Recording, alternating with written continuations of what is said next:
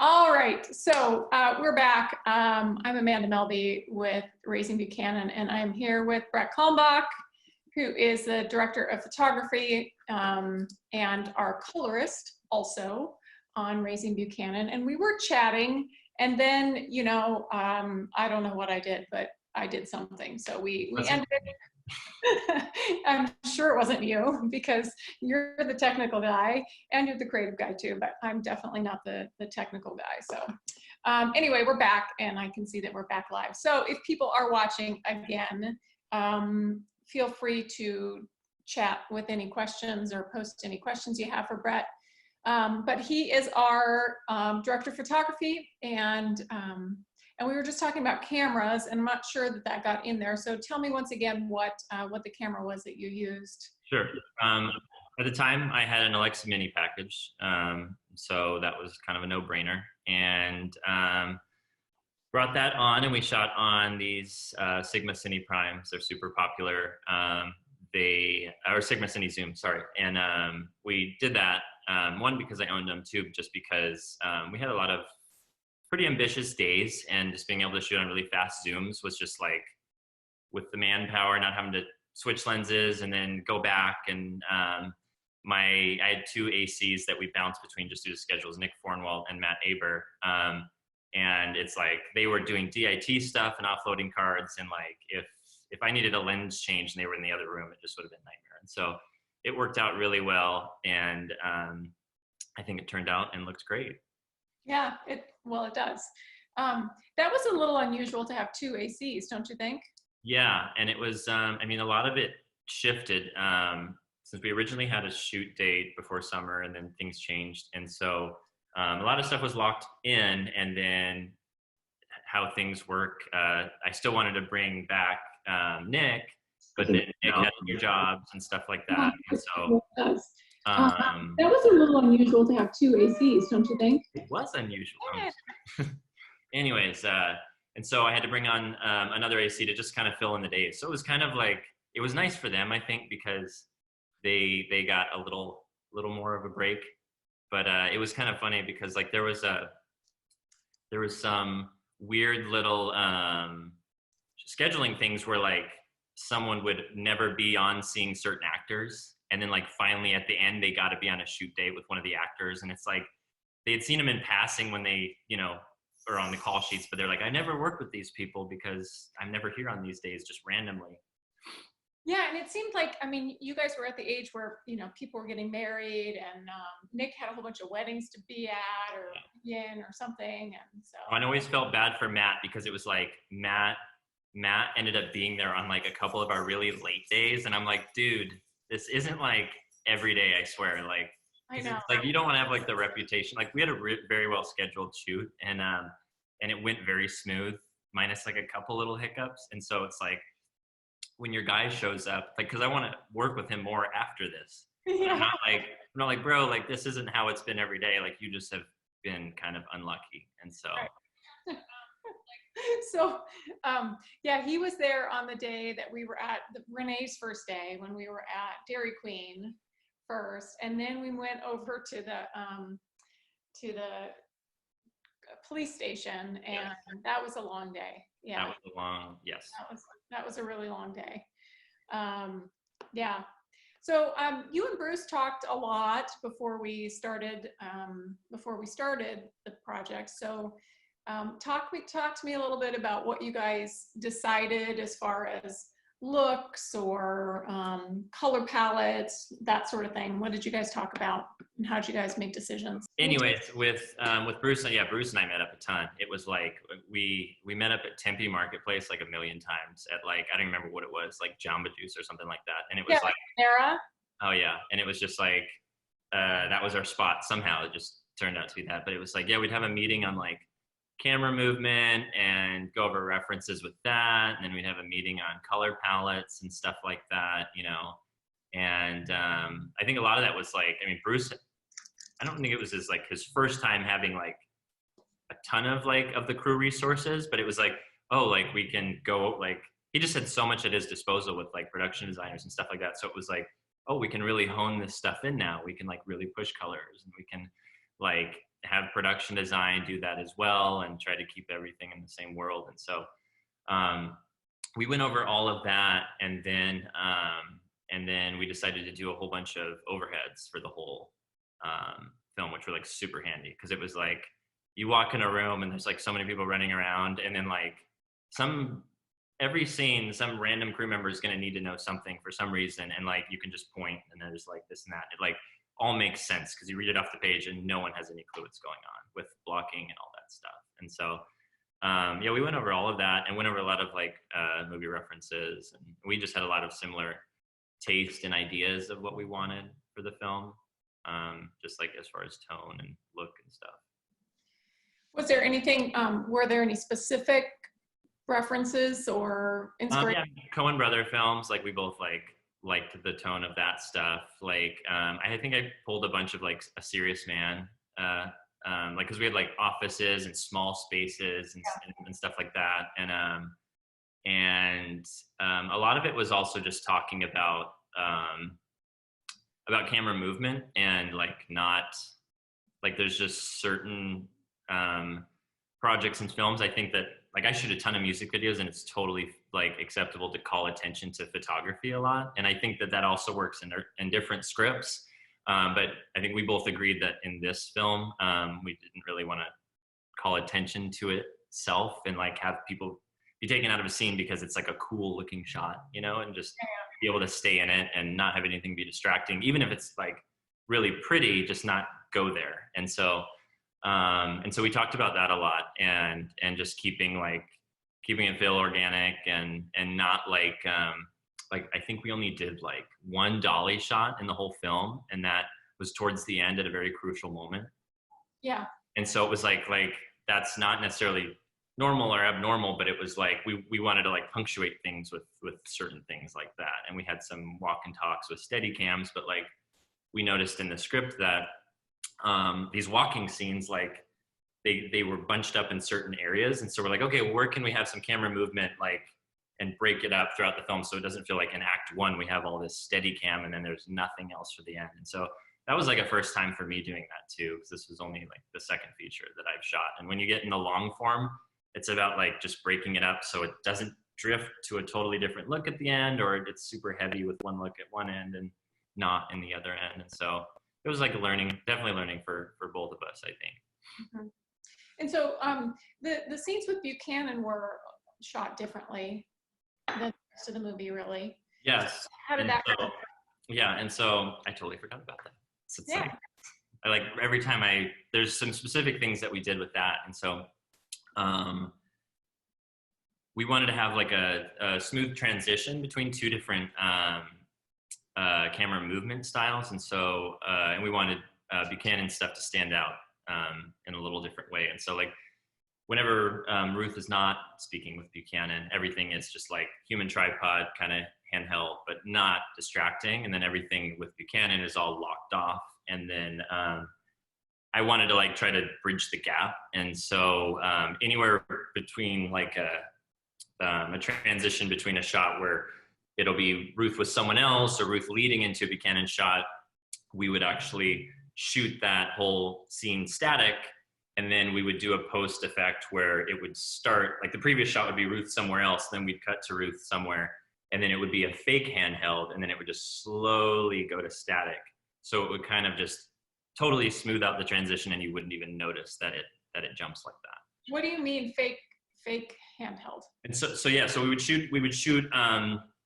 So normally I'd have the camera on an easy rig or on my shoulder for all the other stuff. And for those shots, we'd have the camera on a tripod and we'd shoot that. And then we would, in post-production, we would take that shot that is totally locked off and we would add a fake handheld sort of movement to it to match. And we actually took my handheld shots and I took tracking points from stuff that I had shot. So it wasn't like artificial, and applied that effect to the static shots. And then you just gradually like put a curve until it just smooths out. It's super nerdy, but it was cool. It was like we had one shot that was really cool. It was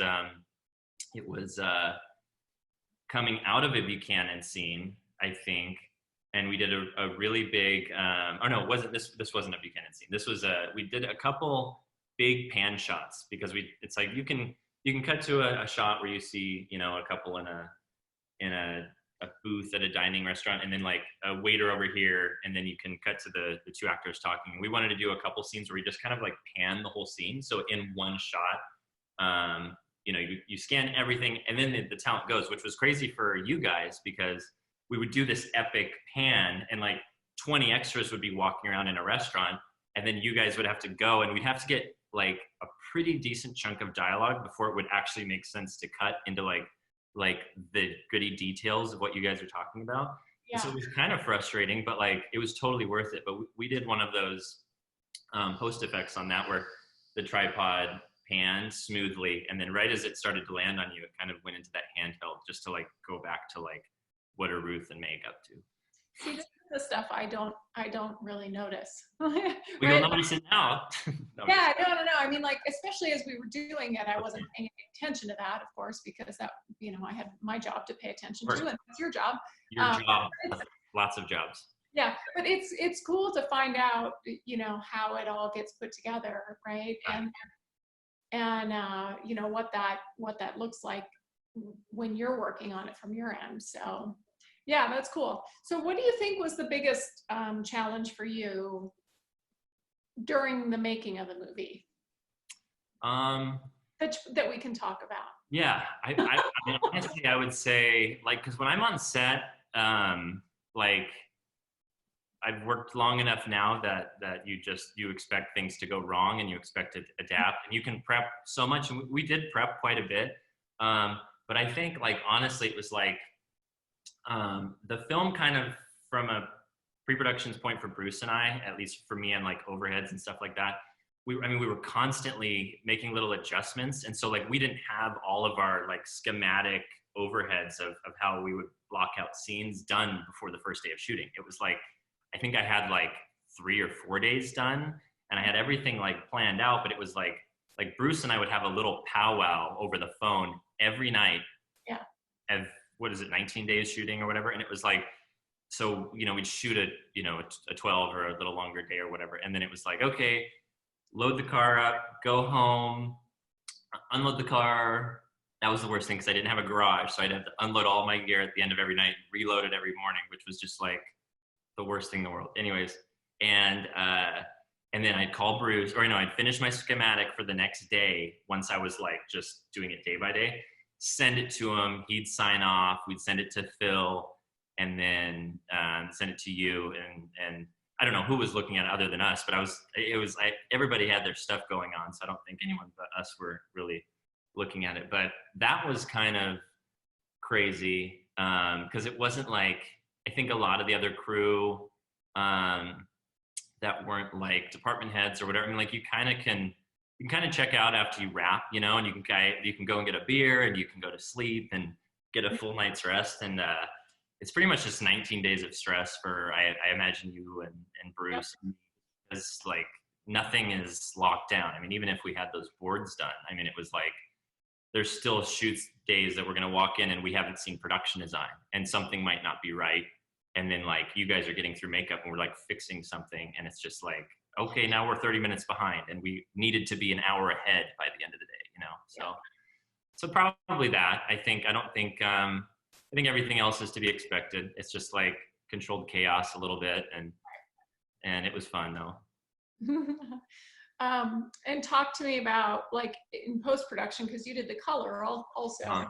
And I know that was one thing that you really pushed for, because you guys had worked so hard on, you know, the palette and stuff beforehand. So what was that process like, doing the coloring for the stuff that you actually shot? The color was, color is just crazy, because it's like you only have so many lights on set and so much time. And so like, unless you have unlimited time, like you're going to settle for something, you know? And with like the color, and knowing that, you know, we still had like goals and deadlines and stuff like that, but it's like, even if the film was like 80% colored, we could have submitted it and did all this and that, and you could take forever on it. It's so subjective that like you can relight a whole scene in post. And so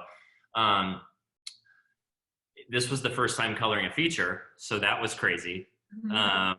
and that was, I mean, I think the longest thing I'd colored up until then was maybe 40 minutes. And so, I mean, the first thing I did, which was, I think helpful for both of us, was like, I just went through and I was like, I'm going to do like, kind of just, I like always sit and see how footage takes to the look I want to put on it first. Cause sometimes you shoot something and then you're like, okay, this shot's gonna be way more work than this shot. And then you want to bounce around so you don't have like a weird look in the beginning of the film that kind of mutates to something different in the end. And the first thing I did was like, I went through every scene, and this is like something I love doing after every shoot, is like, you go through every angle and, you know, you go frame by frame till it's like the sharp, perfect moment that you like. And sometimes there's a couple different expressions, and I'd pull a still, like a high res still of every angle of every scene that we did. And so there was like, I don't know how many, I mean, it's like, I don't know, it's like 700 or something crazy like that. I mean, there's so many. I was like, holy moly, there's a ton of different angles in this film. I mean, when a new character comes in, I would do a different one for that. And that kind of like gave me an idea of what I had to work with and like how far I could push certain stuff. Yeah, it wasn't like too crazy. There was some tricky shots that we had to work with. Like Buchanan got like super heated in a scene one time and just like a ton of blood rushed to his head. And he's kind of like older and has that thinner skin, and like it's getting cut with you. And so it's like we can't just have someone be like bright red in the beginning of a scene because he just ran through a take. Like if you saw him get red in that scene, it'd be fine. But like a lot of like controlling those sort of things with different, and you and Kathy had different skin tones. So it's like, there was a lot of power windows that I had to do to adjust different stuff like that, which was fun. Once you lock the cut. So you're not guessing, you know, exactly how many frames you're going to do stuff on. But yeah, I think almost every scene had like, it wasn't just like a one pass of color. It was like it had power windows, or I would do slashes of light here and there just to like kind of do things I wish I could have done when we were shooting on set, but didn't have the time to, or I didn't have the light, or we had the crew setting up in some of the room for something else. And so it was fun, very tedious. Would you do that again or no? I don't know. It's tricky. I think, I definitely would. I would never want to do it with someone else's footage. Like, I'm not like a colorist like that. Like, I think it's like, I would only want to do it with my own to just know like what I intended to do. But I think at the end, I think I only did like a couple different looks for you and Bruce, and they were like super similar. And it was like, I mean, and it wasn't like, I think we were all on the same page that it wasn't going to be like some high contrast, high saturation film. It was going to be very muted, very real. Like everything was going to be toned back and like low contrast, and everyone seemed happy with it. And I think one of the biggest things that I took away from color was, this was the first time doing a DCP.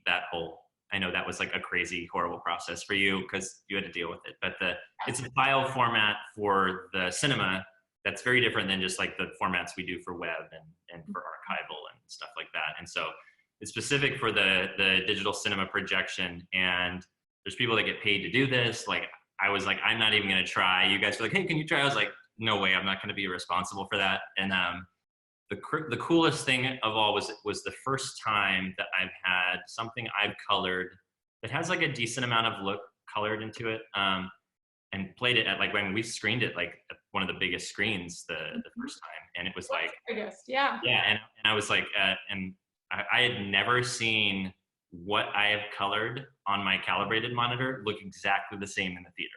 And it's like, I've had like a bunch of work screened in different Harkins. And so that was just like, I was kind of nervous because we had a low contrast look, and sometimes like you can see a lot of artifacts. And then when it's blown up on a huge screen, I was like, if I see all this like pixelation, all this crazy stuff, I'm gonna freak out after like a month of work, because I don't see it on my screen that's like 17 inches. And so that was like, the first time we watched, I was like, oh, okay, we're good. Like nothing stood out bad. Like nothing looked crazy weird. Thank God. So. Yeah, that was cool. I mean, I had so much stress about, was it actually going to play? Oh yeah. Like that. Because the DCP was a format that was new to me also. And so, you know, I mean, goodness, I've been going to film festivals for 20 years, you know, and I've had so many experiences at festivals where, thank goodness I had a DVD in my pocket, Oh, you sure. know, because whatever happened, it glitched out, and I'm like, well, I got a DVD, let's play this, you know.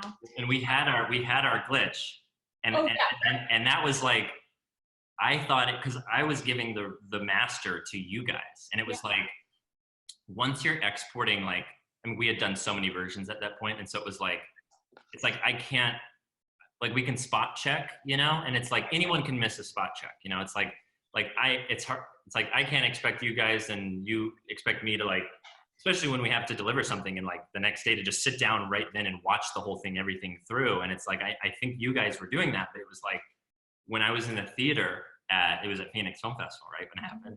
Yep. And we all experienced that for the first time, and it was like not the theater, which we were all hoping for.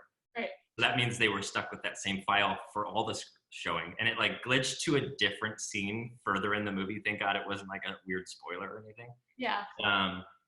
I was like, oh, it's me. Like I screwed up the whole thing. Whoops. Oh my God. Your sister keeps calling me, Carol. What's her name? We'll say hi to her. Larissa, if you're watching, stop calling.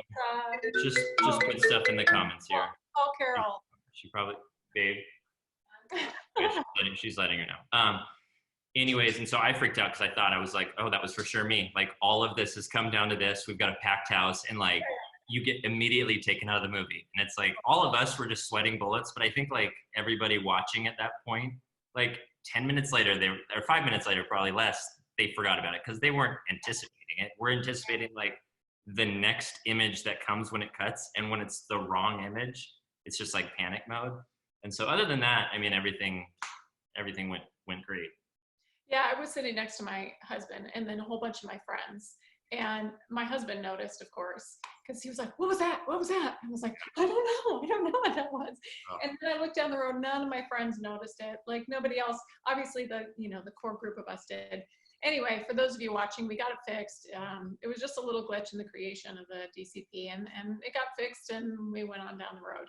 But it was a little, it's not something that's easily changed.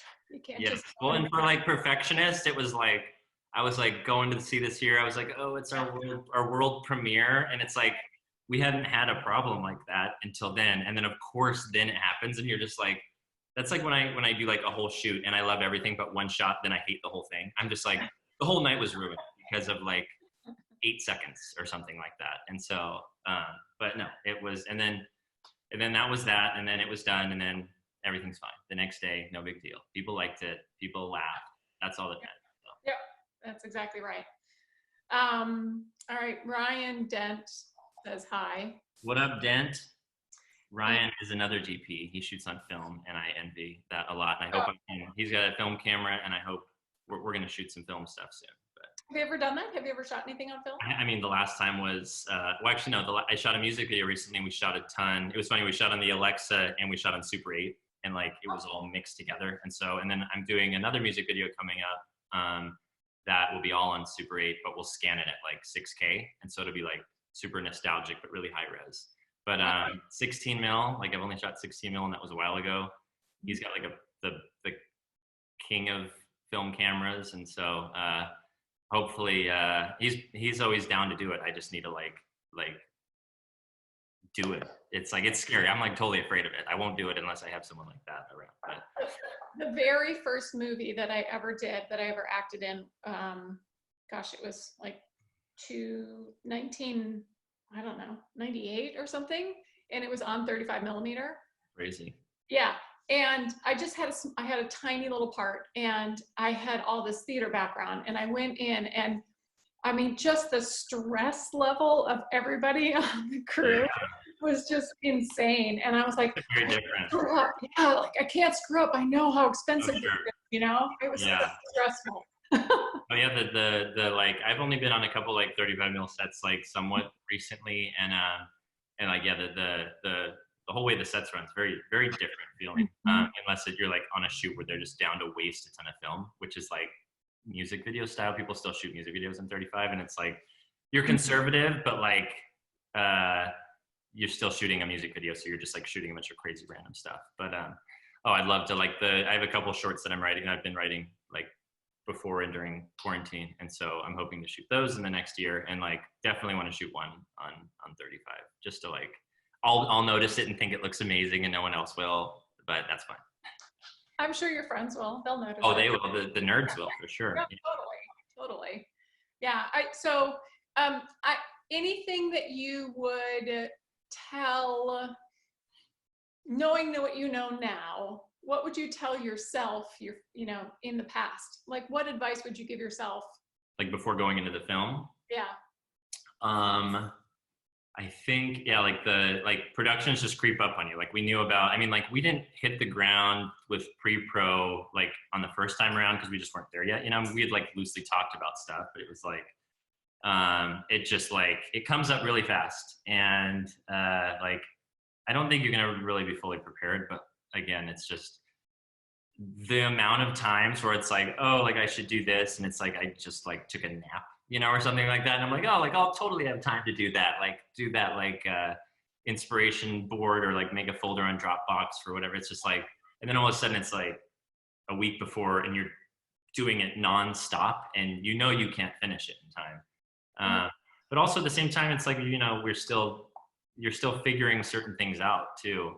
And so, and then certain things change entirely where it was like there was a big scene that was like this montage and like, we didn't even get close to talking about doing it before we went in because we just knew it was like I had my doubts with it because it was like a million locations getting crammed into like no time. And we're like, and I mean, we could have probably gone and shot it all natural, but it was like, it just like, I don't know, like, not that I can't shoot stuff naturally, but it was like, we're talking about like, I don't know, 10 or 15 locations all downtown, just getting like the permissions to do that and not getting stuck with like crappy looking locations and stuff. It just was like, I was content with everything else we had planned, but that big like running around montage thing, it was just like never getting figured out until we had to figure it out.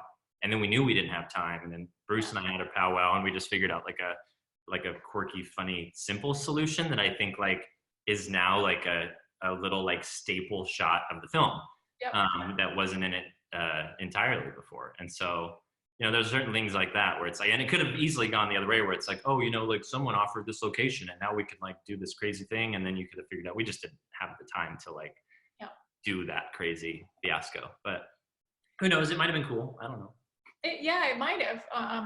But I think that would have been, 3-4 days of shooting. Oh yeah. I mean, or just like one, I mean, yeah, even if it was like a full day running around, I mean, it wouldn't have been like, oh, like it was very intricate. Like it would have been the only thing that we planned that was like music video edit styles that need to like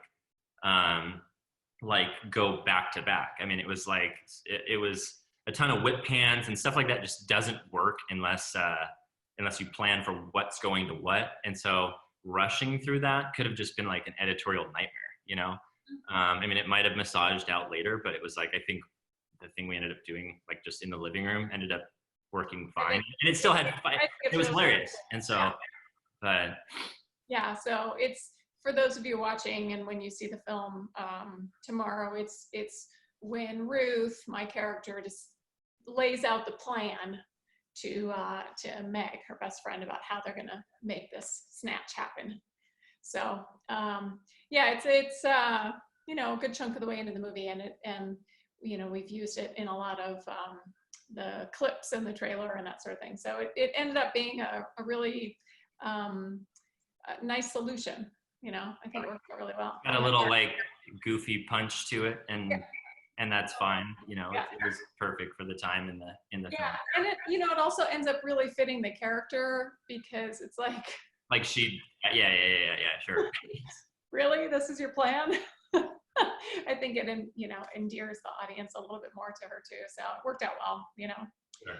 So okay, so since we stopped and restarted, I think probably the little intro when I was asking you about what you and your wife are up to was on a different clip. So let me ask you again what you guys are doing. You're busy in quarantine, creating videos and becoming famous. We're trying. No, the whole quarantine started, I've been at my peak lazy. Carol and I were literally opposite schedules. And then I like made this huge list and I was like, oh, I'll just get to it like at the end of quarantine, like whenever that will be. And then her sister and her sister's boyfriend made this like silly TikTok video where they like flip the lights off and then like they're in different clothes all of a sudden, which was hilarious. I think that was kind of what started us to make these random videos, and like they've been super fun. Like somehow the first one we made pretty much was like me in Carol's clothes. Like it was like we said it. Carol's like she went to fashion school, so she's like I just want to do one with clothing, and I was like, of course, I'm like director, DP, me. I'm like let's just make it super funny though, because that's just like pretty. Yeah. So like it was. You can even tell like when we set up the lighting, like she barely has headroom, and like I was like, well, we can't like tilt the camera now or else the effect won't work. So like when I would switch into her clothes, I'd have to like bend down. Like it was a total afterthought. Halfway through shooting her stuff, I was like, you know what'd be funny is if you jump up and then I'm in your dress. And then that was a family weird hit. I got a lot of like distant relatives being like confused when they saw that video. But anyways, and then we've been trying to make one or two, and then we made this weird transition one that now has like 100,000 views, and we didn't really expect that. And so it was like the little push of motivation to keep making them. Yeah. We just got our new puppy, an Italian Greyhound Dobby, the other day. So we did like a fake unboxing with him. And of course, we had to put a disclaimer that Amazon didn't deliver him because for some reason people think that. Yeah, I was wondering if people were like, what? Oh yeah, the comments were like, they were like, oh my God, when I saw the scissors like go into the box, like they were like, and then you see a dog, like you could have cut. It's like, Amazon doesn't deliver dogs. Come on now. But that's been keeping us busy. So which has been good though, because it's like I just bought like a whole grip and electric package and a new camera. And I did like 3 or 4 decent sized jobs before quarantine, which thank God that happened just because it's been like, we've been chilling. Like we've been super fortunate that we haven't had to have any money problems really, which was like pure luck of the draw. Like it was like, it could have been just as like those jobs could have been 1 week later and been canceled. And so, but I'm like, I don't want to get rusty. Like I've got a big job coming up in first week of June in Idaho, and it's like 9-day shoot, and like I think I'm driving my trailer up there with all the gear, and our living room, like I'll give you like, so I lit this for this because all of the gear was already in the living room right now, but like we've got our lighting set up here. Nice. And so I mean, like our whole living room has just been filled with, our whole kitchen dining room has just been filled with camera gear for like 2 months. And so it's like the puppy is coming around like chewing on my new cables, and I'm like freaking out. But it's been fun. It's been keeping us busy, and I'm like editing when I would never, like I don't ask for editing usually. Like I enjoy it when it's needed or I have client stuff or I need to do a reel. But like if I'm just hanging out at home, like the last thing I want to do is like go edit. And then the thing I want to do less than that is like have my wife be over my shoulder while I'm editing it with her on there. And so it's like I love her, but we like, of course, like when you're on a set, you're arguing. So it's like, I want to do this shot and she wants to do that. And so we'll have these little bickers, and it's the same in editing. And I'm like, I'll get to a point where I'm like trying to make my joke work and she's not down with it. I'm just like, leave, let me try. When it renders, you can come back in and tell me if it sucks or not. And then rinse and repeat. But it's been fun. We've actually been busy, which has been nice. That's good. That's good. And you seem to have been watching a ton of movies too. Oh yeah, so that's why I was like, I don't know who cares about my, like, I wish I would have done like a different rating system, but I just had to keep it like on my Instagram, like, yeah, I've got like 200 and some movies on Vudu. And since Carol immigrated here, like there's just a ton of stuff she didn't know existed or just wasn't into that kind of genre. And so like, I think she had like 80 movies that she hadn't seen on there when we started, and we're probably at like 40 now. And so like we've been like cranking through them, you know. And so, and different series and stuff like that. And so I've been like that's like my favorite thing to do is watch movies and shows. And so I'm like running out of stuff. So if there's any recommendations for shows, by all means, please. Well, I just have one, but you've already seen it. Which one's that? Well, that's called Raising Buchanan. And oh, well, there's that. I'm gonna watch that tomorrow for sure. Yes, I know. I am. I might actually watch it again. Not that I haven't seen it 5 million times, right? But it's different now that it's like available to the masses. Like I'm excited because like if my immediately friends and family, like if they weren't in Arizona, they most likely haven't seen it, and like they've seen a trailer or this or that, but it's like, it's not the essence of the film. It's like, you got to watch it. And so, so now it's like accessible to people. And so like I was talking to my brother who he helped out on the film as well. And my mom and people in Colorado, my other family, it's like, they knew I did this big thing and they were waiting. And, like my grandparents, they go to the movies all the time. And they knew Emmett Walsh and Renee and all these people just because they'd watched film for so long. And they actually finally got to come to the screening. And so that was like really cool. I was like, that was when we screened, when it was playing the week run, not like for the, at Harkins. That's true. And it's like, that's my like gauge of if a movie is good for general audience is if grandma and grandpa go, because they're diehard movie watchers, but they're just like pretty basic movie. Like they like stuff that is universally likable. Mm-hmm. And they thought it was hilarious.